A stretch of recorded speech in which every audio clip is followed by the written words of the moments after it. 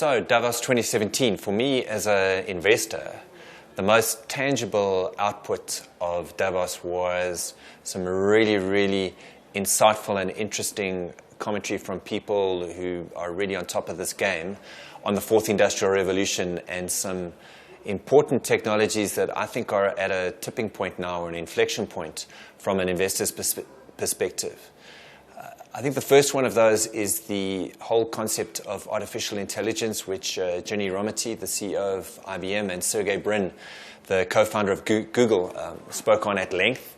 And it's clear from what they're saying that those technologies have really moved over the last 15 years from the sort of realm of Star Trek to something that all of us as investors need to consider very seriously, both from the perspective of so-called pure tech companies and also what that kind of technology can do to the value chains of so-called normal businesses.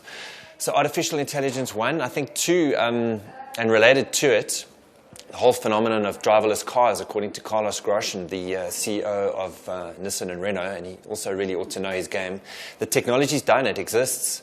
All that needs to happen is that it needs to be retailized on a large scale. So I think we're going to see that happening in the next few years, and that's going to have massive consequences for anybody involved in the automotive value chain and this whole kind of Uber world. So I think that's another very, very important trend.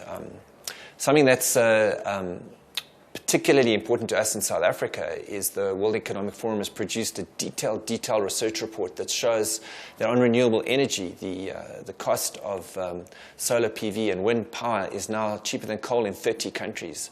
So I think there's some proper facts that they've put on the table now that we in South Africa really need to consider as we have our very heated debate around our IRP program. Which that consultation process should be coming to an end pretty soon.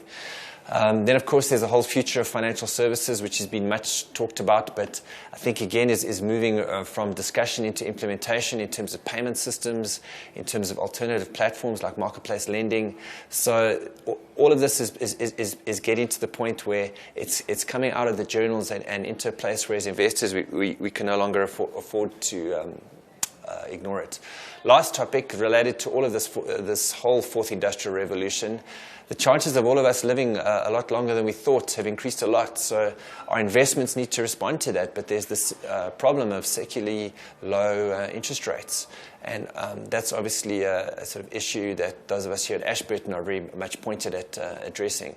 So the fourth industrial revolution, these hard, tangible outputs that have come out of Davos on that, I think it's something that as investors we need to really pay attention to.